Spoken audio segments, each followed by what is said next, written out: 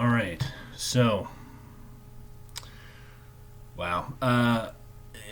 So Paul Palango, this man wrote two books about the massacres that happened in Nova Scotia in April of 2020. I'm going to try to keep this as brief as I can. Paul is a investigative journalist who's written about the RCMP for a very long time. He's been a journalist uh, since the 70s. And yeah, so he's written two books about what actually happened in Portapeak and the general area during those 2 days. And long story short, it's very clear that the story presented by the media, the powers that be, certainly the Mass Casualty Commission, sorry, it was completely wrong and is obviously a cover up. Gabriel Wortman, the perpetrator, the killer, the murderer, call him whatever you want, it's clear that he was a confidential informant in some capacity. Paul, I don't think directly says that, but he says that him or somebody in his inner circle was a confidential informant. I'm not going to even bother getting all the details. I think if you're interested in this story, if you're Canadian and you want to know something about the RCMP, if you want to know what happened uh, on those two sad days uh, in Nova Scotia, I recommend reading these two books. 22 Murders, Investigating the Massacres, Cover-Up, and Obstacles to Justice in Nova Scotia. This came out in 2020. This one came out earlier this year in June. Paul Palango, Anatomy of a Cover-Up, The Truth About the RCMP and the Nova Scotia Massacres.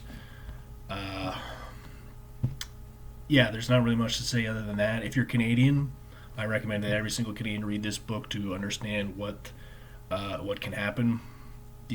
What the government can do, what the RCMP can do, what what ends and means that humanity can be and act as in order to frankly cover up the truth. And sometimes it can be pretty goddamn fucking evil. Uh, 22 people were murdered that day, 23 if you count the unborn child within one of the women who was murdered. And it's terribly sad that it's pretty clear that the story that has been presented to the media since April 21st or whenever the first press conference was, clearly it's just a big lie, and it's not shocking to me. I can't say I'm really new to this subject matter and the allegations against, let's just call it, authorities and powers that be. In this particular case, obviously the RCMP and the federal government. Yeah, I'm not surprised, but it's interesting, of course, to actually get into the details of what happened.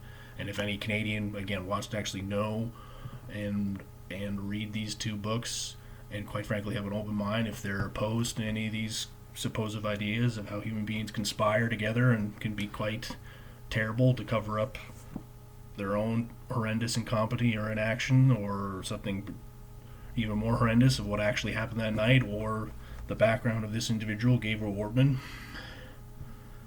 Yep, that's humanity. So I'll end it with a line that Mr. Paul Palango